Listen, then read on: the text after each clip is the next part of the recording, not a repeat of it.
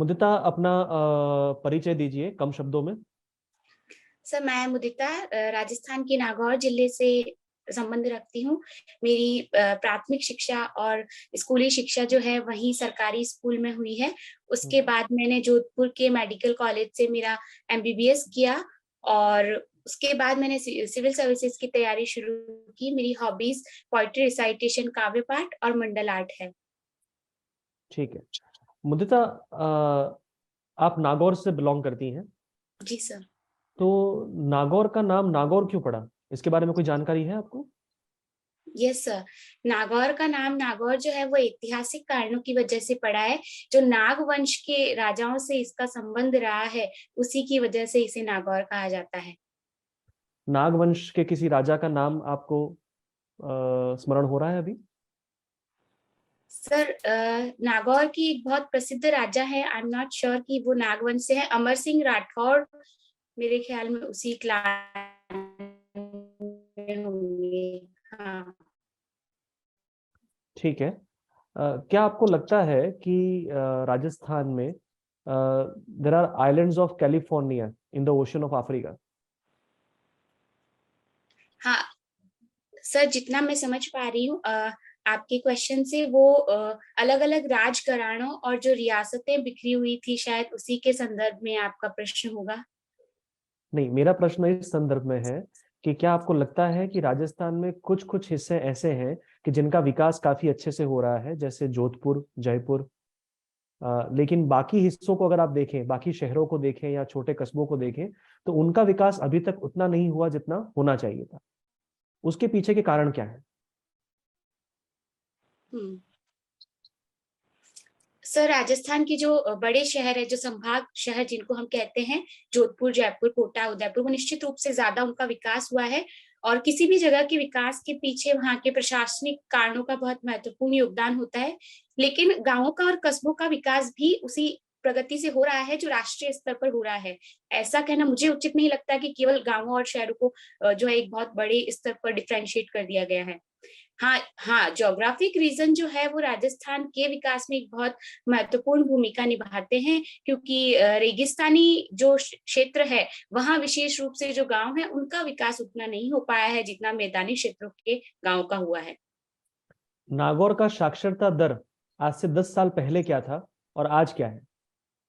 Sir, 2011 में जो साक्षरता दर था वो पुरुषों के लिए 62% और महिलाओं के लिए 48, अगर मैं याद कर पा रही हूँ। सर, डेटा मैं भूल रही हूँ, और रिसेंट वाला मुझे अपडेटेड नहीं है, 2011। ठीक है। आपका जो ऑप्शनल है वो हिंदी लिटरेचर रहा है, मुदिता। आप आपका अपना निजी कारण क्या हो सकता है कि आपने डॉक्टरी की पढ़ाई की यस और मेडिकल साइंस को ऑप्शनल के तौर पे ना लेकर आप हिंदी की तरफ क्यों गई? सर, मेडिकल साइंस मेरा बैकग्राउंड रहा, प्रिय विषय है ही। लेकिन जब सिविल सर्विसेज की तैयारी करनी थी तो मुझे एक किसी ऐसे विषय का चयन करना था जिसमें मेरी रुचि भी हो, अंकदायी भी हो, मेरे बाकी पेपर्स में वो मुझे थोड़ा सहयोग भी करे और थोड़ा इजी चीजें हो जाए। तो बस उन्हीं सब 2-3 क्राइटेरिया को ध्यान में रख के और मैंने हिंदी साहित्य का चयन किया। तो ये कहना गलत नहीं होगा कि आप हमेशा आसान वस्तुओं का चयन करती हैं? नहीं सर, ऐसा नहीं है। अगर मेरी पूरी जीवन यात्रा को देखें तो जो भी चैलेंजेस मेरी लाइफ में आए हैं, मैंने उन्हें बहुत वेलकम और वार्मिंग हार्ट से एक्सेप्ट किया है। लेकिन सिविल सर्विसेज एक ऐसी यात्रा है जिसमें बहुत सारे विषयों को हमें साथ लेके चलना होता है और multi dimensional, multi disciplinary approach रखनी होती है। तो निश्चित रूप से हमें एक स्ट्रैटेजिकली आसान चीजों को देखना होगा। एक और मुझे आप अनोमली नजर आती है आपके डैफ को देखकर, मुदिता, कि आपने 2011 यस सर। में 12वीं की पढ़ाई की, लेकिन एमबीबीएस आपने 2019 में किया। इतना बड़ा गैप क्यों? सर 2011 में मेरी 12वीं कक्षा पूरी हुई थी और 2013 में मेरा मेडिकल कॉलेज में एडमिशन हुआ था, जो कि 2013 से 2016 जो 2019 जो कि सामान्य 5.5 वर्षों का पाठ्यक्रम है, 2011 से 2013 के दौरान मैं इन्हीं प्रतियोगी परीक्षाओं की तैयारी कर रही थी। ठीक है, ठीक है। आपको कहीं ना कहीं ये लगता है कि आज के दौर में जहाँ पे कोरोना जैसी महामारी आ रही है और आगे और भी हेल्थ के संदर्भ में हमारे चैलेंजेस बढ़ने वाले हैं, तो आप एज अ डॉक्टर हमारे समाज में ज्यादा वैल्यू एडिशन कर सकती हैं कंपेयर टू सिविल सर्वेंट? आपका क्या कहना है इस बारे में? सर जो कोरोना महामारी आई है उसमें एक बहुत नोटिसेबल ट्रेंड ये देखा गया है कि जो सिविल सर्वेंट्स हमारे पास मेडिकल फील्ड से हैं, उन्होंने बहुत सिग्निफिकेंट कंट्रीब्यूशन कोविड की मैनेजमेंट में किया है। तो as a doctor definitely contribution रहा ही है कोविड के मैनेजमेंट में, लेकिन सिविल सर्विसेज के जो सर्वेंट्स हैं उन्होंने भी एक इक्वली सिग्निफिकेंट रोल इसमें प्ले किया है।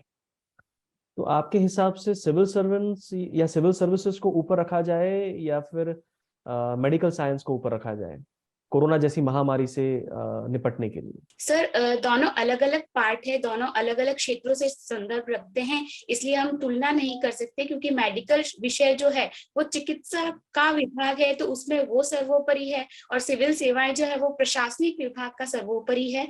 तो दोनों अपने अपने विभागों के सर्वोच्च है, तो तुलना जायज नहीं है। ठीक है। गार्गी और यज्ञवत्सल, इनका संवाद आपको याद है? जी सर। कुछ बताइए उनके उसके बारे में, वो संवाद किस संदर्भ में था, और सर कुछ कुछ प्रश्न और जवाब आपको याद है तो बताइए। यस सर, जो राजा जनक, मैं आपको थोड़ा सा संदर्भ से भी 2-3 पंक्तियां बता देती हूँ। जो राजा जनक थे विदेह के, उन्होंने एक यज्ञ करवाया था और उस यज्ञ में सारे विद्वानों को आमंत्रित किया था कि जो विद्वान सबसे ज्यादा यहाँ पे विदुषी जो होगा साबित होगा, उन्हें हम ये 1000 गायें जो है वो हम देंगे पुरस्कार के रूप में। तो याज्ञवल्क्य के जो ऋषि थे वो निश्चित रूप से बहुत विद्वान थे और उन्हें बहुत आत्मविश्वास था, तो वो गायें लेके जैसे ही रवाना होने लगे तो गार्गी ने फिर उन्हें रोका कि आप बिना किसी वाद विवाद के या बिना किसी चर्चा के विमर्श के आप ये ऐसे नहीं ले जा सकते। तो बाकी जो पहले ऋषि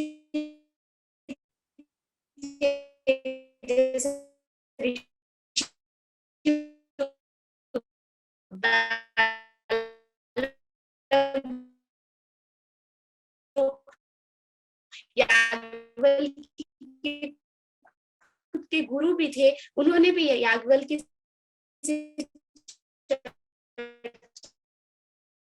की और उनकी वहां हार हुई। उसके बाद गार्गी ने उसका जिम्मा लिया, शुरू किया। उनका था मुदिता, अगर आपकी पानी आवाज कट रही है। जो आपका इंटरनेट कनेक्शन ठीक नहीं है मुदिता। है, तो फिर याज्ञवल्क्य उसका और देवलोक और मुदिता, मेरा अगला सवाल ये है आपसे कि आपका ऑप्शनल हिंदी रहा है, तो आप मुझे डिफरेंस बता सकती हैं ठुमरी, गजल और चौपाई में? सर जो चौपाई होती है, सर गजल तो एक तरीके से पूरे गीत की ही होती है, लेकिन उसमें मिश्र और जो शेर होते हैं वो अंत में होते हैं, पहला मुखड़ा होता है, बाद में शेर होते हैं। तो चौपाई जो होती है वो सामान्य तौर पर चौपाई जिसे 4 पंक्तियों की कहा जाता है, और सर चौपाई का संबंध जो है ज्यादातर भक्ति काल और जो प्रारंभिक हिंदी रचनाएं हैं उनसे रहा है, और आधुनिक काल में भी अब उसे निरंतर किया जाने लगा है। लेकिन गजल जो है उसका मुख्यतः उर्दू साहित्य से संबंध रहा है। और ठुमरी क्या है? सर ठुमरी गायन की एक शैली है सर, लेकिन उसका रचनात्मक रूप मुझे ध्यान नहीं आ रहा है। ठीक है। आपके डेफ से ये प्रतीत होता है कि आप उत्तरी पूर्वी राज्यों में काम करने में इतनी रुचि नहीं रखती है, क्या ये सही है? सर जब मैंने अपनी कैडर का चयन किया था तो उसमें 2-3 फैक्टर्स मेरे लिए ध्यान में थे। तो उसमें प्राथमिक रूप से क्योंकि हम 4 बहनें और एक भाई है, तो बहुत निजी कारण इसमें है कि मैं अपने परिवार को समय दे पाऊं जहां मेरी बहुत जरूरत है। तो बस उसी को ध्यान में रखते हुए थोड़ा सा डिस्टेंस को ध्यान में रखा कि इजी एक्सेसिबल फैमिली हो। तो आपके लिए सबसे ऊपर क्या है, देश या परिवार? सर मेरे प्रोफेशनल जो मेरा है, मेरा दायित्व है, वो निश्चित रूप से परिवार भी है, जिससे मैं व्यक्तिगत भावनाओं से भी जुड़ी हुई हूँ। लेकिन क्योंकि हम एक मानसिक जीवन में हैं, तो परिवार भी हमारा एक उत्तरदायित्व है, तो हमें एक संतुलन तो साधना ही होगा इसमें। अगर आपको चुनना पड़े दोनों के बीच तो आप किसे चुनेंगे? सर अगर मेरे परिवार की जान पर नहीं है या देशवासी के किसी की भी जान पे नहीं है, तो डेफिनेटली मैं देश के हितों को ही चूज करूंगी। हेल्थ इमरजेंसीज को मैं एड्रेस दूं। ठीक है, एक मेरा एक आखिरी सवाल है आपसे कि आपका अल्टीमेट पर्पस क्या है जीवन में? सर मेरा अल्टीमेट पर्पस पर्सनली और प्रोफेशनली ये है कि मेरी जो पर्सनल कैरेक्टरिस्टिक, मेरी जो पर्सनल कैपेबिलिटीज और पोटेंशियल्स है, उनको मैं अपने प्रोफेशनल फील्ड में उनकी पूरी लिमिट्स के साथ में एक्सप्रेस करूं, और मुझसे जितना कंट्रीब्यूट हो पाए एज ए सोसाइटी के सिटीजन पे मैंने जितना लिया है, उससे ज्यादा मैं कंट्रीब्यूट करके और यहाँ से गुड बाय करूं। ठीक है, thank you Mudita. Sandeep sir. Thank you sir. जी मुदिता जी कैसे हैं? सर मैं अच्छी हूँ, आप कैसे हैं? मैं बिल्कुल ठीक हूँ। मुदिता जी, आपके नाम का मीनिंग क्या है? मुदिता मीन्स व्हाट? सर मुदिता का मतलब होता है आनंदित या प्रशंसित। अच्छा, प्रशंसित या आनंदित, ठीक है। आप नागौर से हैं? Yes sir. नागौर में पहली पंचायत बनी थी, यस सर। आपको शायद याद होगा। ठीक है। Yes sir. आप क्या लगता है हमारे देश में पंचायतों का क्या स्तर है, क्या लेवल है? मतलब ठीक से काम कर रही हैं या कुछ प्रॉब्लम्स हैं? सर हमारे संविधान में त्रिस्तरीय राज्य व्यवस्था की गई थी। उसके बाद उत्तरोत्तर 1958 में सबसे पहले नागौर में, और उसके बाद 1992-93 में पूरे संवैधानिक रूप से 73वें और 74वें संविधान संशोधन से हमने एक त्रिस्तरीय व्यवस्था की, जिससे हमने जो सत्ता है उसका विकेंद्रीकरण किया। नहीं वो तो है, लेकिन मैं दशा पूछ रहा हूँ आपसे, पंचायतों की दशा भारत में कैसी है?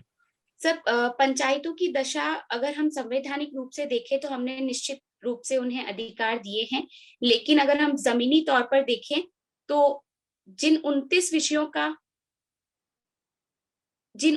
विषयों का पूर्ण रूप से हस्तांतरण होना चाहिए था, वो पूर्ण हस्तांतरण नहीं हुआ है। कई कई जगह तो केवल 1 या 2 विषय और कुछ जगह 6, इस तरीके से बहुत ज्यादा डाइवर्सिटी पूरे देश में देखी गई है, यूनिफॉर्मिटी नहीं है। तो विषयों का हस्तांतरण निश्चित रूप से एक चुनौती है। उसके बाद फंडिंग पंचायतों के लिए एक बहुत बड़ी चुनौती है, क्योंकि उनका खुद का कोई बहुत ऑटोमेटिक सेल्फ सोर्स नहीं है जिससे वो वहां का लोकल विकास कर सके। तीसरा, लोकल नेताओं का जो हस्तक्षेप होता है पंचायती स्तर पर, उससे भी विकास प्रभावित होता है। तो ये हमारे सामने कुछ पंचायती राज की चुनौतियां हैं। Sir you are not audible. अच्छा, पंचायतों का ऑडिट कौन करता है पता है आपको? नहीं, सॉरी सर। सीएजी करते हैं पंचायत के ऑडिट। Sorry sir. चलिए कोई दिक्कत नहीं है। आप साहित्य, हिंदी लिटरेचर आपका सब्जेक्ट रहा है ऑप्शनल। Yes sir. लिटरेचर का कोई इंपॉर्टेंस है क्या इंडियन फ्रीडम स्ट्रगल में? लिटरेचर ने कोई भूमिका अदा की हो? Yes sir. जी बताएं सर प्लीज। लिटरेचर का इम्पोर्टेंस इंडियन फ्रीडम स्ट्रगल के साथ साथ हमारी पूरी लाइफस्टाइल में भी है। अगर प्रिसाइजली इंडियन फ्रीडम स्ट्रगल की बात करें तो सबसे इम्पोर्टेंट जो उन्हें चेतना की जो भावना है वो भारतेंदु के साहित्य से ही शुरू हुई थी, क्योंकि उन्होंने नुक्कड़ नाटकों के माध्यम से और उनके उपन्यासों के माध्यम से उन्होंने ये गली गली तक चेतना पहुंचाने का काम किया। और साहित्य की भूमिका एक इस संदर्भ में रही कि जो न्यूज़पेपर और पत्रिकाएं होती थी उन पर ब्रिटिशर्स जो थे प्रतिबंध लगा देते थे, लेकिन जो साहित्य था उसमें अगर बहुत गहरी बात कर दी जाए तो वो हमें पूरे देश के अलग अलग कोनों तक पहुंचाना आसान भी था, उसका पाठक वर्ग भी बहुत बड़ा था। और उसके बाद ठीक है, भक्ति मूवमेंट और सूफी मूवमेंट के बीच में क्या अंतर है? क्या दोनों सेम है, दोनों लक्ष्य सेम थे, या कुछ अंतर भी है दोनों के बीच में? सर अगर भावना के स्तर पर देखें जो मूल भावना इन आंदोलनों की है, तो भक्ति और सूफी दोनों आंदोलनों का जो मूल उद्देश्य है वो अपने आराध्य से संबंध ही है, और दोनों आंदोलन जो है भावना से ही प्रेरित है। लेकिन जी कुछ मूल संबंध इस संदर्भ में है कि भक्ति आंदोलन में सगुण और निर्गुण दोनों रूप थे, जबकि सूफी आंदोलन आवश्यक रूप से निर्गुण आंदोलन ही था। और जी उसके साथ ही भक्ति आंदोलन में रहस्यवाद जरा कम मात्रा में था, बजाय कि जो सूफी आंदोलन था उसमें रहस्यवाद अत्यधिक मात्रा में था। चलिए, वेरी गुड। आप स्टूडेंट हैं मेडिकल साइंस की। Yes sir. अभी रिसेंटली एक न्यूज़पेपर में और एक करंट अफेयर में चीज चल रही है कि ह्यूमन ब्लड में माइक्रो प्लास्टिक्स मिल रहे हैं। शायद आपने इसके बारे में पढ़ रखा यस हो। सर। पहले तो बताएं कि माइक्रो प्लास्टिक्स क्या यस है, सर। और अगर किसी ह्यूमन ब्लड में माइक्रो प्लास्टिक मिल रहा है तो क्या ये चिंता का विषय है, और है तो क्यों? Yes sir. सर माइक्रोप्लास्टिक्स जो होते हैं 5 mm से छोटे जो प्लास्टिक पार्टिकल्स होते हैं उन्हें हम माइक्रोप्लास्टिक्स कहते हैं। और माइक्रोप्लास्टिक्स हमें हाल ही में न सिर्फ ह्यूमन ब्लड में बल्कि हमें एनिमल लाइफ में भी, वाइल्ड लाइफ में भी मिले हैं। माइक्रोप्लास्टिक्स का किसी भी क्रिएचर के बॉडी में होना एक निश्चित रूप से चिंता का विषय है, क्योंकि ये हमारे लिए एक एलियन एलिमेंट है, हमारा नेचुरल एलिमेंट नहीं है। और प्लास्टिक अगर आगे जाके कोई भी ऐसा कोएगुलेटिव फॉर्म बना के या क्रिएट होके ऐसा कोई ऑक्लूडिव अगर बनाता है, कोई प्लाक जैसा या ब्लॉकेज जैसा, तो हालांकि ये चिंताएं बहुत ज्यादा रिसर्च से अभी ऑथेंटिक नहीं हो पाई है, लेकिन एक चिंता का विषय तो है ही है। Very good.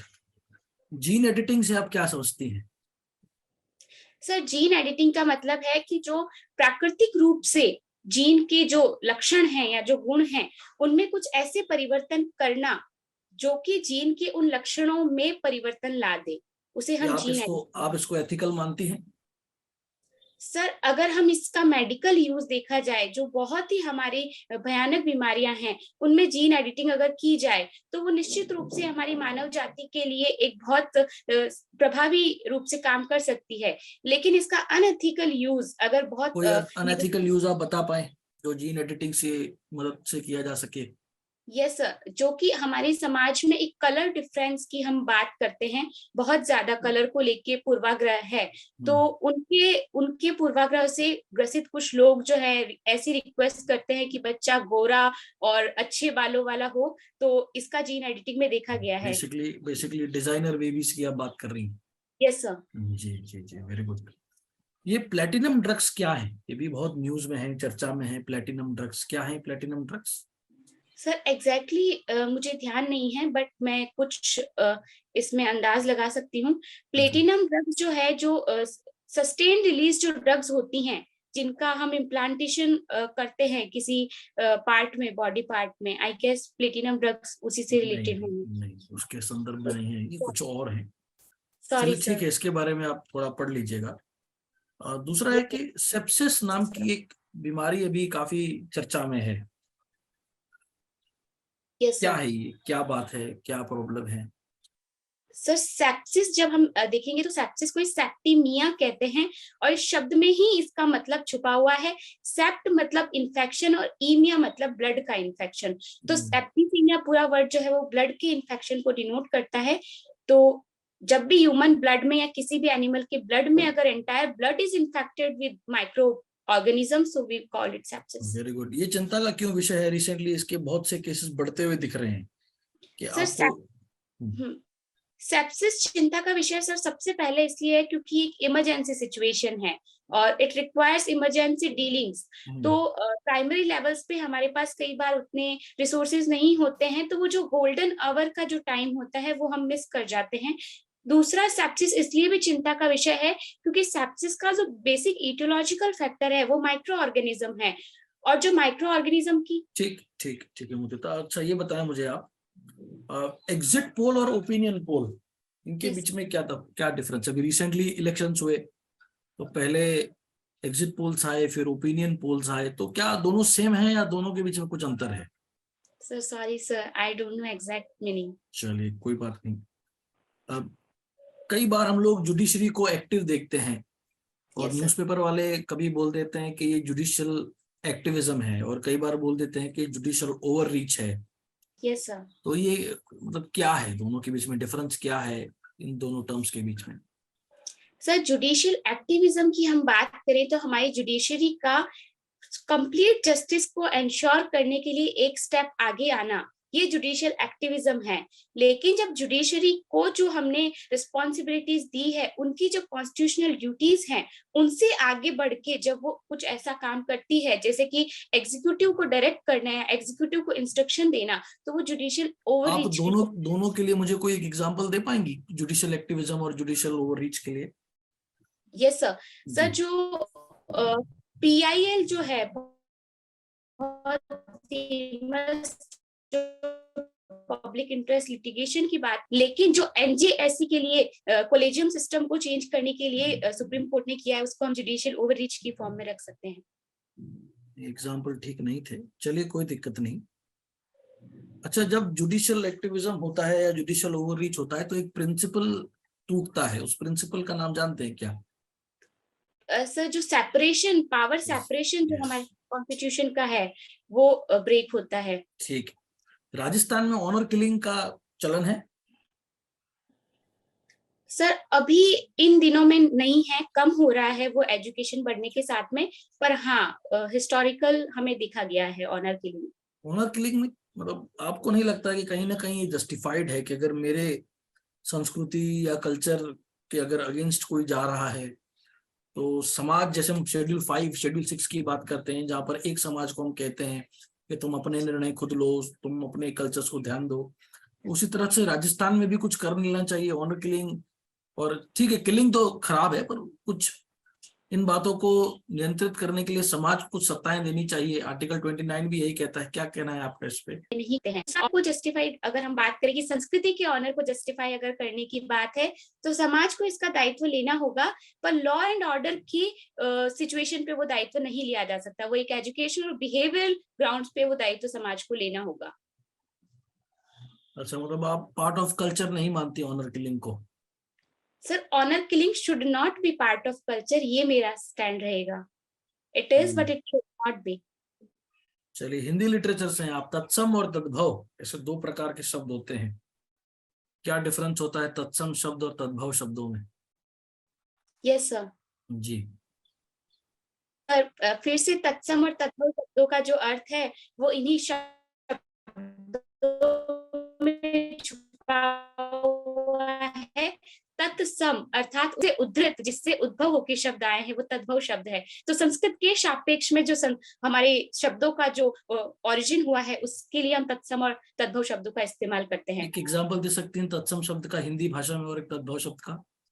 सर जैसे अगर हम हाथी की बात करते हैं, जो आज प्रचलित शब्द है हाथी, वो संस्कृत में जो उसका अपभ्रंशीकरण होके वो हाथी बन गया, वो एक तद्भव शब्द है। चलिए, आप एक डॉक्टर हैं, मुझे बताएं कि किस तरह बैलेंस बिठाया जाए एक राइट टू रिप्रोड्यूस और पॉपुलेशन कंट्रोल के बीच में। ये बहुत बड़ी समस्या है। रिसेंटली पार्लियामेंट में पॉपुलेशन कंट्रोल बिल भी लाया गया और आप डॉक्टर भी हैं, तो ये एक बैलेंस बिठाना है। एक तरफ तो राइट टू रिप्रोड्यूस है और दूसरी तरफ पॉपुलेशन कंट्रोल है, तो किस तरह बैलेंस बिठाया जाए या क्या एक्शंस लिए जा सकते हैं ताकि ये बैलेंस बन सके? सर सबसे पहले हमें यहाँ पे एक डेटा को ध्यान में रखना होगा। जो टोटल फर्टिलिटी रिप्लेसमेंट जो हमारा TFR जिसको हम मानक मानते हैं, वो 2 है, और जो हमारी टोटल फर्टिलिटी रेट जो है वो अभी 2.1 है। तो अभी आज के स्तर पर निश्चित रूप से वो आगे आने वाले समय के लिए एक बहुत बड़ा मुद्दा है, लेकिन तात्कालिक रूप से हमें उसको एड्रेस करना पड़े एक ऐसा मुद्दा नहीं है, लेकिन लॉन्ग टर्म के लिए हमें उसमें नीतियां बनाने की जरूरत है। फिर हमें ये समझने की आवश्यकता है कि जो जनसंख्या नियंत्रण है वो केवल और केवल सरकार की जिम्मेदारी नहीं है, वो समाज और सरकार दोनों की मिलकर जिम्मेदारी है, क्योंकि समाज की ही इसमें मूल भागीदारी भी है। तो समाज के स्तर पर हम इसमें एजुकेशन और ज्यादा से ज्यादा जो फीमेल हमारी पार्टनर्स हैं उनको हम इसके लिए अवेयर करें, और हम उनको एक सरकार के फंड से हम सोसाइटी के एड में हम उनको जो कंट्रोल मेथड्स हैं, जो पॉपुलेशन कंट्रोल मेथड्स है, जैसे कॉन्डोम्स और जो मिरेना हम एक बात करते हैं जो 3 मंथली इंजेक्शन लगता है, उसको हम प्रमोट करें। हम अंतरा की बात करें, हम कॉपर टी की बात करें, और ये हमारी डेली बोलचाल का हिस्सा होनी चाहिए, ऐसी सहजता हम समाज में लेके आए। ठीक ठीक है Madhuta ji, I am done. Thank you sir. बाकी पैनलिस्ट प्लीज क्वेश्चन पूछें। Thank you. Okay Udita ji, Nagaur में अमीरुद्दीन नागौरी के बारे में सुना है आपने? Yes sir. वो कौन थे? सर राजस्थान के संदर्भ में, और अगर हम बड़े स्तर पर बात करें तो सूफी आंदोलन के संदर्भ में बहुत सारे संतों का हम नाम लेते हैं। तो राजस्थान में जो चिश्ती संत हैं, उन्हीं के शिष्य जो हमीदुद्दीन नागौरी माने जाते हैं, उनका जो मूल क्षेत्र जो हम कहते हैं वो नागौर रहा। Okay okay. ये नागौर के लोगों के और मिल्क इसी शॉप बहुत संदर्भ में होते हैं। वहां भी एक दरगाह भी। नागौर में मिल्क शॉप बहुत, नागौर के सब भारत भर में दिखाई जाता है। तो what is the relationship of milk और नागौर का क्या ये है? मिल्क आप कहना चाह रहे हैं सर? हाँ, कि नागौर मिल्क शॉप होता है पूरे देश भर में, तो ये दुग्ध पदार्थ मिल्क और नागौर का, हाँ, मिल्क शॉप है। Yes sir. सर नागौर जो है, बेसिकली अगर हम नागौर की इकोनॉमी की बात करें तो नागौर की इकोनॉमी एग्रीकल्चरल ओरिएंटेड इकोनॉमी है। इसलिए जब जब कोई भी इकोनॉमी एग्रीकल्चर से रिलेटेड होगी, वहां पे डेयरी जो है बहुत अच्छा ग्रोथ करती है। तो ये एक रीजन रहा है। दूसरा ये रीजन रहा है कि जब सहकारी दूध जो है हमारी दुकानें खुली थी, तो उसमें नागौर ने बहुत अच्छा हिस्सा लिया है। और आज हमें बेसिक गांव में भी हमें जो सरस दूध की फैक्ट्रीज है वो मिल जाती है। इसलिए ये एक मैन्युफैक्चरिंग प्रोसेसिंग को उन्होंने एक अच्छा लिंकेज दे दिया है। Okay okay. ये चाइना में कोविड स्प्रेड हो रहा है अभी। What could be the Yes, reason? sir. क्या कारण है कि चाइना में अभी ये स्प्रेड हो रहा है जब भारत में ये पहले हो चुका है? ऐसे क्यों हुआ है? Yes sir. सर चाइना में जब शुरू में जब कोविड आया 2019 के लास्ट में हम बात करेंगे, तो बहुत मास लेवल पे उन्होंने वैक्सीनेशन प्रोग्राम चलाया था और बहुत वाइड टेस्टिंग्स वगैरह की गई थी। तो उसको एक बार को सप्रेस कर दिया गया, लेकिन ultimately that has led to a iceberg. और जैसे जैसे इम्यूनिटी वैक्सीन की हमारी जो है डिक्रीज हो रही है, and the virus itself has developed himself in a new variant and strain, तो उसकी वजह से जो है वैक्सीन की एफिकेसी उस लेवल पे हमें नहीं दिख रही है जो साल के शुरुआती समय में दिखी थी। तो अब तो इस उनके वजह वैक्सीन का से फेलियर है? Is it the failure of the vaccine और द फेलियर ऑफ एक द पॉलिसी? मास जो स्प्रेड हमें कोविड का मिला। So it is multifactorial failure both on medical front and administrative front. Medical front vaccine and the virus is the reason, and administrative front their suppressive policy or zero COVID policy has led to fear in the people जो कि आगे नहीं आए अपनी उस disease के बारे में बात करने के लिए। कि जीरो कोविड पॉलिसी सही आइडिया है क्या? Is it a correct idea कि सही बात है जीरो कोविड पॉलिसी चलाना? Zero COVID policy at the level of treatment is a good idea, but zero COVID policy at the level of diagnosis is a bad idea. Level of treatment is a good idea. Has India gone for such policy? क्या भारत ने भी ऐसा policy लिया है?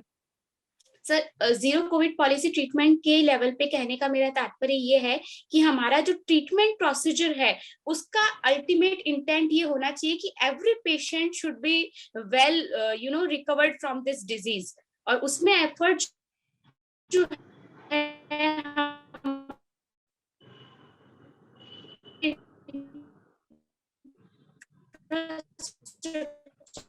Level पे 100% हमें zero Covid cases zero Covid. आपकी आवाज जो है ना वो ब्रेक, हाँ अभी आ रही है। Am I audible to you? Yes sir, yes sir. Okay okay. ये जयपुर में हाई कोर्ट में मनु जी का पुतला है ना, स्टैच्यू ऑफ मनुस्मृति वाले मनु। आपको क्या लगता है ये अच्छी आइडिया है मनु का पुतला होना? Do you think it's a good idea to have the statue of Manu की ये होना? तो कुछ दशकों पहले वहां पे Manu, so I think this must be some network issue. Okay. Sir Manusmriti और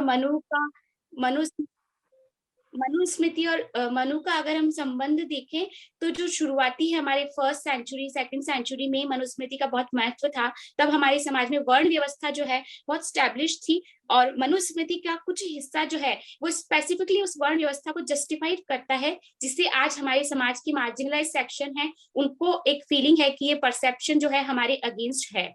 तो उसी संदर्भ में ये Okay. पुतला जलाया गया है। नहीं, पुतला है अभी कि नहीं है?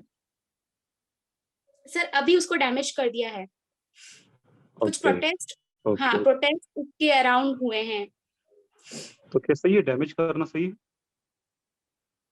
No sir, it's a matter of moral and law and order both. अगर Okay. हमें किसी चीज के अगेंस्ट प्रोटेस्ट करना है तो this should be peaceful. And there should be a statue of Manu or no? Sir it is a matter of societal discussion. If society is insecure toward this, there should not be any statue, I guess. Okay. Okay. तो आपका opinion कोई ऐसा fix नहीं है?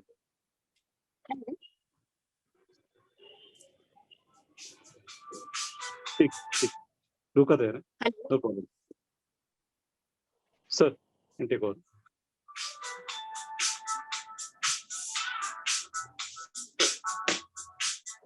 Sir I guess मेरा phone इसके पास रखा है, इसलिए शायद कुछ नेटवर्क इश्यूज हो रहे होंगे। ओके अब मैंने ओके बता दिया, उनको मैंने दूर कर दिया है। Okay okay okay. नहीं तो आपका ओपिनियन क्या है उसके बारे में? What is your opinion on that statue? आपका ओपिनियन क्या है? सर मुझे लगता है अगर मनु को हम मनुस्मृति के संदर्भ में देखें तो उसके कुछ भाग आज के संदर्भ में अप्रासंगिक हो चुके हैं, और अगर हमारे समाज के किसी सेक्शन को इससे आपत्ति है तो हमें उसे किसी एक ऐसे व्यक्ति से स्थापित किया जा सकता है जिसके संदर्भ में पूरे समाज में सहमति है। जैसे बाबा साहब भीमराव अंबेडकर जो हैं, उन्होंने हमारे कानून निर्माण में बहुत योगदान भी दिया है और समाज में आमतौर पर सहमति है ही कि वो हमारे समाज के लिए एक बहुत शुभ चिंतक थे। ठीक है, उर्दू, हिंदवी और हिंदी में क्या डिफरेंस है? सर उर्दू भाषा जो है वो मूलतः जो पर्शियन इन्फ्लुएंस हम कहेंगे, अरबी भाषा पर्शियन भाषा का जो है वो मूल रूप जो है वो उर्दू है। लेकिन जब हिंदी जो आज की हमारी हिंदी है वो और उर्दू जब दोनों मिक्स हो जाते हैं तो हिंदवी या हिंदुस्तानी भाषा बन जाती है। और हिंदी जो संस्कृत से, प्राकृत, पाली, अपभ्रंश, अवहट्ट से जिसका विकास हुआ है वो हमारी हिंदी है। क्या हिंदी क्लासिकल लैंग्वेज का दर्जा पा सकती है? सर क्लासिकल लैंग्वेज का दर्जा हिंदी में पाने की संभावनाएं तब बनेगी जब हिंदी में शुद्धिकरण और जो तत्समीकरण की अगर हम बात करें वो अगर प्रॉपर तरीके से होगा, क्योंकि आज की हिंदी में हम देखते हैं कि बहुत सारे ऐसे शब्दों का समामिलन हुआ है जो मूल हिंदी के शास्त्रीय शब्द जिन्हें हम नहीं मानते हैं। तो इस स्तर पर आज की हिंदी के परिप्रेक्ष्य में तो इसका शास्त्रीकरण नहीं किया जा सकता, लेकिन इसके शुद्धिकरण और शब्दों के मानकीकरण के बाद इसका शास्त्रीकरण किया जा सकता है। शास्त्रीकरण, साइंटिफिकेशन ये एक अलग बात है, और क्लासिकल लैंग्वेज होना, अभिजात भाषा होना, ये पूरा अलग एक आइडिया है। कितनी भाषा है भारत की अभिजात भाषा है, मालूम है आपको? सर 6 क्लासिकल लैंग्वेज की हम करते हैं। तो क्या हिंदी अभिजात भाषा घोषित हो सकती है? सर किसी भाषा को अभिजात भाषा कहने के लिए उसके कुछ क्राइटेरिया हैं। वो क्राइटेरिया ये हैं कि उस भाषा का मूल साहित्य जो है वो उसी भाषा में होना चाहिए, उसी शुद्ध रूप में होना चाहिए, और उसकी जो लेखन की कृतियां हैं वो मौलिक होनी चाहिए, और वो जो उसकी विशेषता है वो किसी और साहित्य में नहीं दिखनी चाहिए। तो अगर सर इस स्तर पर देखें तो मुझे एक पॉइंट लग रहा है जहाँ हिंदी के संदर्भ में समस्या आ सकती है, वो ये है कि हिंदी का जो साहित्य है वो आदिकाल से लेके और आज आधुनिक काल तक हमें उसी विशेष भाषा के समानांतर रूप में नहीं दिखता है, क्योंकि भाषा समय के साथ इवॉल्व हुई है। तो ये शायद एक पॉइंट बन सकता है जो क्लासिकल भाषा हिंदी को ना बनाए। Okay, question. Yes sir, you can take over.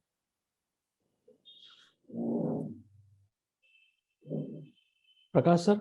Yes, I will ask the question. Okay. Yes sir, good morning sir. Good morning. Okay Modita ji, आपने ये कहा कि हमें डे टू डे या कन्वर्जेशन में कोपर्टी ठीक है और कॉन्ट्रासेप्टिव पिल्स उसका डिस्कशन होना चाहिए। यस अब ये बताइए कि भारत सरकार ने कोई स्कीम या योजना के तहत इसको आगे ले जाने के लिए कदम उठाए हैं? पहली बात, अगर कदम उठाए हैं, कोई योजना है, तो आपको उसमें क्या त्रुटियां लगती है और आप उसको कैसे आगे उस योजना को अमल करना चाहते हैं? Yes sir. सर अगर हम लेवल से स्टार्ट करें तो हमारी जो आंगनबाड़ी केंद्र हैं वो क्योंकि डोर टू डोर सर्वे और डोर टू डोर कनेक्शन का काम करते हैं, तो वहां हमने माला डी और माला एन जो है उन मेडिसिन को, एक को माला डी को फ्री ऑफ कॉस्ट और माला एन को जो है हमने जो है वो हमारी बहुत बड़ी सक्सेस है। लेकिन उस अवेलेबिलिटी को उस फीमेल के उस मेडिसिन कंजप्ट वो एक जो ब्रिज है वो हमें अभी पूरा करना होगा। दूसरा उसके अपर लेवल पर अगर हम आए तो पीएचसी लेवल पर अंतरा इंजेक्शन जो है 3 मंथ जो है जिसके इंटरवल पे इंजेक्शन लगाते हैं वो 3 मंथ लॉन्ग कॉन्ट्रासेप्शन का काम करते हैं, वो हमें एक अच्छी सुविधा उपलब्ध कराइए। सीएचसी स्तर पर अगर हम आए तो हमने स्टेरिलाइजेशन की जो सुविधाएं हैं नहीं, वो बात मैं आपकी समझ गया। वही मेरा क्वेश्चन है। सुविधाएं सारी है, लोग उसको लेना नहीं चाह रहे। आप कह रहे थे कि लोग तब लेंगे जब डे टू डे डिस्कशन हो, उनको मतलब उनकी शर्म मतलब निकले और उसमें बाद में वो बात करे। तो सरकार ने क्या क्या ऐसे कदम उठाए हैं कि उनको बात करे? पहली बात, अगर कदम उठाए हैं तो आपको उसमें क्या त्रुटियां लग रही है?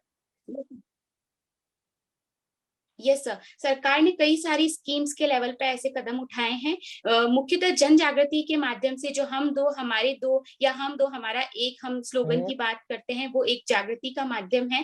दूसरा जो सर जननी शिशु सुरक्षा योजना और जननी स्वास्थ्य सुरक्षा योजना की हम बात करते हैं, उसमें शुरू के 1 और 2 बच्चे तक ही हम जो है फाइनेंशियल एड उनको प्रोवाइड करवाते हैं, और उसके माध्यम से क्योंकि वो तीसरे बच्चे में फाइनेंशियल एड नहीं मिलेगा तो वो एक प्रमोट करेगा कि 2 बच्चों को सरकार लालन पालन की दिशा में ले जा रही है, तो वो एक प्रमोशन स्कीम है। दूसरा पोषण स्कीम की हम बात करते हैं, जो मेन अगर हम बात करें रूरल एरिया में बहुत ज्यादा फर्टिलाइजेशन का एक रीजन है कि अनसर्टेनिटी ऑफ लाइफ की जो बात की जाती है। Role of ASHA worker in this regard?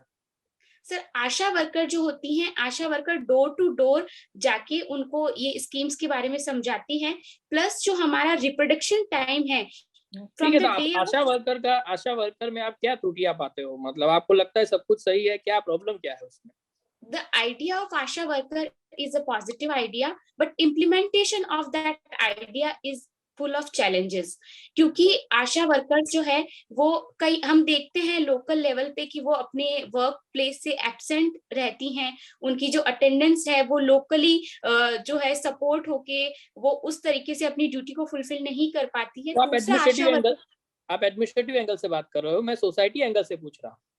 Asha worker इसलिए लाई गई क्योंकि सोसाइटी में डायरेक्टली कोई डॉक्टर से बात नहीं करना चाहता था, तो उन्हीं के बीच में जो औरत थोड़ी बहुत पढ़ी लिखी हो उसको हम अगर आशा वर्कर बनाते हैं तो वो घर में जाके महिलाओं से बात कर सकती है टू एक्सेस द सोसाइटी। तो मैं ये कह रहा हूँ कि भाई उसमें क्या त्रुटियां है? आप उनका अटेंडेंस छोड़ दीजिए, वो एडमिनिस्ट्रेटिव रीजन है, हमको तो पब्लिक के साथ डील करना है ना। तो उसमें आपको क्या खामियां लग रही है? मेन कोज क्या है उसमें? क्या लग रहा है कि क्या चेंज करना चाहिए हमको? सर लैंग्वेज एक बैरियर हो सकता है, क्योंकि लैंग्वेज कैसे होगा? लैंग्वेज में तो वो उसी के बीच में रह रही ना, गांव में वही रह रही है, गांव में वही है। कितनी आशा वर्कर आप जानते हो जो गांव से बाहर की हो?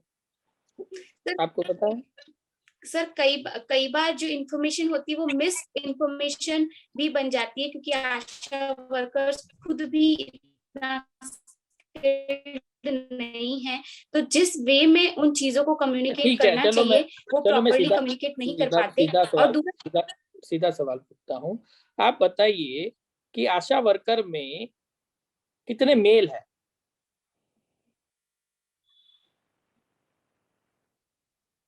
Sir ASHA workers are female workers primarily. हाँ, तो मेल आशा वर्कर होनी चाहिए या महिला आशा वर्कर होने चाहिए या नहीं होने चाहिए? सर होने चाहिए। I appreciate this idea, this is a good idea, क्योंकि जो रिप्रोडक्शन जो है बोलिए सर, जो रिप्रोडक्शन है वो मेल और फीमेल दोनों पार्टनर्स से रिलेटेड है। और दूसरा अगर हम बात करें तो हमारी सोसाइटी का कुछ फैब्रिक इस तरह से रहा है कि इसका बर्डन जो कम्प्लीटली फीमेल पे डाल दिया जाता है, जबकि अगर मेल हमारा एजुकेट होगा तो दिस वुड बी प्रिवेंटेड। तो definitely male ASHA worker should be prevented, yes sir, should be promoted. Okay, thank you. अच्छा, आप ये बताइए कि आप एक मेडिकल डॉक्टर है, ठीक है, आप अपना मेडिकल एक्सपीरियंस एडमिनिस्ट्रेटिव में कहाँ इस्तेमाल करना चाहोगे? और कैसे इस्तेमाल करोगे? आपने क्या ऐसा गेन किया अभी तक की जर्नी में जो आपको लग रहा है कि आपको फ्यूचर में काम आएगा? Yes sir. Sir medical field से अगर हम बाकी सारे नॉलेज की बात करें तो उसके अलावा जो मैंने सबसे इम्पोर्टेंट चीज एज ए पर्सन अपने आप में ग्रो की है वो है इमरजेंसी को कामली और कंपोज तरीके से हैंडल करना। तो जो हमारा एडमिनिस्ट्रेटिव फील्ड है that is full of emergency challenges. तो वहां में जो डिसीजन मेकिंग कैपेबिलिटी है उसको मैं बहुत ज्यादा मेरी मेडिकल फील्ड से इंस्पायर होके पाती हूँ। सर दूसरा जो है किसी भी सिचुएशन में चाहे कितना भी होपलेस सिचुएशन हो, when it comes to hopelessness you have to be optimistic और आपको ऑप्टिमिस्टिक एक सोल्यूशन ओरिएंटेड डायरेक्शन में जाना है। और तीसरा क्योंकि मैं हेल्थ सेक्टर से हूँ ही तो मेरा जो नॉलेज है उसको मैं सीएमएच जो मेरे डिस्ट्रिक्ट हेड होते हैं हेल्थ सेक्टर के उनके साथ कोऑर्डिनेट करके डिस्ट्रिक्ट के हेल्थ पैरामीटर को इम्प्रूव करने में यूज कर सकती हूँ। अच्छा, आप में भारत सरकार को एक डॉक्टर बनाने में भारत सरकार का बहुत पैसा जाता है, ठीक है, आप मानते हो इस बात को? Yes sir. तो आप ऑब्वियसली आप पे भी भारत सरकार का Yes, पैसा sir. गया है। अब आप मेडिकल छोड़ के एडमिनिस्ट्रेशन में आना चाहते हो तो इसमें तो भारत सरकार का लॉस है। एक तो डॉक्टर एक चला गया, ऑलरेडी डॉक्टर की तंगी है। Yes sir. तो सर आप मैं कैसे मानती हूँ कि ये justify लॉस नहीं है। ये पहला मैं मानती हूँ कि जो फाइनेंशियल सपोर्ट और एड मुझे स्टेट ने प्रोवाइड करवाया है वो लॉस नहीं है क्योंकि वो 5.5 years में जो भी मुझे एक मेरे से एक्सपेक्टेड था कि जो नॉलेज मुझे गेन करना चाहिए वो एज ए सिंसियर स्टूडेंट मैंने उस नॉलेज को गेन किया है और I have proved my calibre there. और दूसरा कि वो नॉलेज का आगे क्या यूज है तो हमने देखा है कि जब एक एडमिनिस्ट्रेटर बनता है तो वो अपने फील्ड को एज ए मेडिकल छोड़ता नहीं है क्योंकि एक स्लैंग बहुत पॉपुलर है कि once a doctor is always a doctor. तो as a doctor I am always available for this society. अच्छा, अपना हिंदी लिटरेचर है, ठीक है, तो हिंदी लिटरेचर में हिंदी में लैंग्वेज में बहुत सारी दिक्कतें ये आती है कि उसका जो कई बातों का शब्दों का वो ट्रांसलेशन करते हैं जबकि Yes, नॉर्मल लैंग्वेज बोलने वाले उसको समझ नहीं पाते। जैसे कंप्यूटर को हिंदी में क्या कहता है बताइए? कंप्यूटर को सर हिंदी में संगणक कहा जाता है। हाँ, संगणक। अब आप किसी नॉर्मल इंसान को बोलोगे संगणक, उसको समझ में नहीं आएगा। जैसे मोबाइल है तो मोबाइल को हिंदी में क्या मोबाइल ही बोलते हैं। सर मोबाइल को हिंदी में वात सर सॉरी सर। ठीक है, कोई बात नहीं। तो आप बताइए कि आपने आपके ऑब्जर्वेशन में ऐसी कोई चीज आई, ऐसा कोई इंस्टीट्यूशन आया, ऐसी कोई मिनिस्ट्री आई जिसने ऐसे शब्दों को चेंज नहीं किया? क्योंकि उनका मानना था कि लोगों जो बोल रहे हैं वो सही है, अगर हम बदल देंगे तो लोग समझ ही नहीं पाएंगे, इसलिए हमें नहीं बदलना। सर हमारा सर 1965 में के आसपास ये जो बहुत बड़ा एक आंदोलन हम कह सकते हैं बहुत चर्चा का विमर्श रहा और उसके संदर्भ में जो हमारा राजभाषा विभाग है उसको ये जिम्मेदारी दी गई थी कि वो इस तरीके के शब्दों का ट्रांसलेशन करे। लेकिन राजभाषा विभाग का एक विजन ये भी रहा कि जो शब्द आम तौर पर बोलचाल की भाषा में सहज है उन्हें उसी रूप में स्वीकार कर लिया जाए और उनका क्लिष्ट अनुवाद ना किया जाए। तो ये एक वजह रहा है कि हिंदी के कुछ शब्द हमारी भाषा में हैं दूसरी भाषाओं के शब्द। लेकिन सर इसमें ये भी है कि कोई भी दूसरी भाषाओं के शब्दों का किसी भाषा में सम्मिलित होना उस भाषा की समृद्धि को दर्शाता है। तो ये भी हमें मेरा क्वेश्चन सिर्फ ये था कि आपका ऑब्जर्वेशन कुछ रहा है। अच्छा, ये बताइए कि आपने कभी कोई ट्रैवल किया है? कहाँ से? ट्रेन से, कहीं से, फ्लाइट से, कहीं से ट्रैवल किया है? कहाँ से किया है? सर सभी माध्यमों से किया है। ट्रेन से किया है? Yes sir. टिकट ली है? Yes sir. तो टिकट इंग्लिश वर्ड है या हिंदी वर्ड? सर टिकट अंग्रेजी शब्द है। और आपने प्लेटफॉर्म पे क्या दिखा? प्लेटफॉर्म, टिकट, ये हिंदी वर्ड लिखे हैं या उसका अनुवाद किया है उन्होंने? अंग्रेजी शब्द है सर ये। तो आपने उसको अंग्रेजी शब्द है तो उसका भाषांतर मतलब हिंदी में रूपांतर करके देखा है प्लेटफॉर्म मतलब ट्रेन में, प्लेटफॉर्म में, या जो बोले जा रहे हैं उसी फॉर्म में लिख दिया उन्होंने? सर जो बोले जा रहे हैं उसी फॉर्म में लिख दिया गया है। अच्छा, तो इसको ऑब्जर्वेशन कह सकते हैं ना हम कि आपने ऑब्जर्व किया कि हिंदी को उसी भाषा में लिखने से आसानी रहती है जिस भाषा में वो बोले जाते हैं। Yes sir. ठीक है। अच्छा, ये बताइए आप कि अगर आपको बनाया जाए, मतलब डिस्ट्रिक्ट कलेक्टर हो आप, और आपको स्पोर्ट्स को फीमेल स्पोर्ट्स को इम्प्रूव करना है, ठीक है। तो और आप हो मान लीजिए नॉर्थ ईस्ट में, तो आप Yes, sir. क्या कदम उठाओगे, कैसे आइडेंटिफाई करोगे कि किस महिला को कौन से स्पोर्ट्स में डालना चाहिए? Yes sir.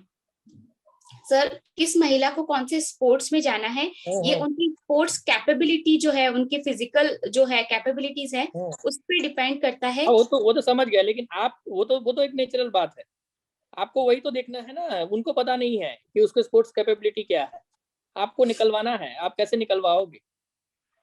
सर, सबसे पहले अगर उनका खुद का कोई एरिया ऑफ इंटरेस्ट है और जो उनकी फिजिकल कैपेबिलिटी के साथ लाइन अप होता है, तो हम उसी डायरेक्शन में उनको प्रमोट करेंगे। दूसरा, अगर उनका खुद का कोई एरिया ऑफ इंटरेस्ट नहीं है, लेकिन फिजिकल कैपेबिलिटी, जैसे toll girls can always do better in badminton, क्योंकि वो एक हेल्पफुल उनके लिए होता है। मस्कुलर जो है लड़कियां हैं, अगर तो वेट लिफ्टिंग में अगर मस्कुलर हैं, तो वो उस डायरेक्शन में जा सकती हैं। और जो नहीं, वो तो एक जेनेरिक टर्म्स हुआ। एज एडमिनिस्ट्रेटिव आप क्या करोगे? ये तो मतलब सबको पता है कि ये तो ये होगा तो वो होगा वगैरह सब। आपको एडमिनिस्ट्रेशन दिया है ना, आपको तो कलेक्टर हो, तो आप क्या करोगे, क्या स्टेप लोगे कि आपको पता चले कि मेरे डिस्ट्रिक्ट में ये लोग इतने हैं, क्या करोगे? सर, सबसे पहले मैं डेटा कलेक्ट करूंगी स्कूल लेवल से कि हमारे एज ग्रुप क्या हैं, उस एज ग्रुप की लड़कियों स्कूल लेवल से डेटा कलेक्ट करोगे या कोई एग्जीबिशन या कोई खेल का फेयर या कोई कंपटीशन ऐसा ऑर्गेनाइज करने का नहीं सोचोगे? सर, सबसे पहले मैं डेटा कलेक्ट करूंगी, क्योंकि पॉलिसी जो डेटा ओरिएंटेड होती है वो हमेशा सही डायरेक्शन में जाती है। डेटा कलेक्ट करने के बाद मैं अपनी एग्जीबिशन का विजन और ऑब्जेक्टिव डिसाइड करूंगी। अच्छा, ऐसा है। कोई ministry of sports and youth affairs है इंडिया में कि नहीं है? Yes sir. So do you believe that they have already data or not? Sir, they have data, but we can always have a specific, precise data of ground level on our own behalf. Okay, ठीक है। उसके बाद क्या करोगे? Sir, उसके बाद में data collect करने के बाद में डेटा एनालिसिस के लिए उस डेटा को स्टडी करूंगी, और फिर मैं कुछ ग्रुप्स बनाऊंगी पर्टिकुलर खेलों के हिसाब से कि कौन से ग्रुप को किस खेल की तरफ ले जाया जा सकता है। उसके बाद हम एग्जीबिशन और एडवर्टाइजमेंट का हेल्प लेंगे, और जो नॉर्थ ईस्ट के ऑलरेडी प्रोमिनेंट प्लेयर्स हैं उनका हम सपोर्ट लेके इस डायरेक्शन में जो है प्रमोशन और अवेयरनेस को लेके जाएंगे। प्लस दूसरा, हम एक काम, जो वो लड़कियों के पेरेंट्स हैं उनसे हम बात करके और उनको कन्विंस और कॉन्फिडेंट करेंगे। ठीक है। अगर आपको मतलब पता चल गया कि किसी लड़की में बहुत हुनर है, वो आगे जा सकती है, यस कोई सर। स्कीम उसके लिए नहीं है, यस ठीक है, सर। तो अगर आप उसको सपोर्ट करना है, ठीक यस है, सर। सरकार से आपने परमिशन मांगी, सरकार ने मना कर दिया, यस सर। अब आप क्या करोगे? सर, मैं सिविक सोसाइटी के जो है कुछ इंस्टीट्यूशन, उनकी हेल्प ले सकती हूँ। मैं कुछ नॉन गवर्नमेंटल ऑर्गेनाइजेशंस की हेल्प ले सकती हूँ, और मैं जो कुछ कॉर्पोरेट सेक्टर है जो CSR फंडिंग के माध्यम से ऐसा कर सकते हैं, उनकी हेल्प ले सकती हूँ। Thank you. Thank you. Thank you sir.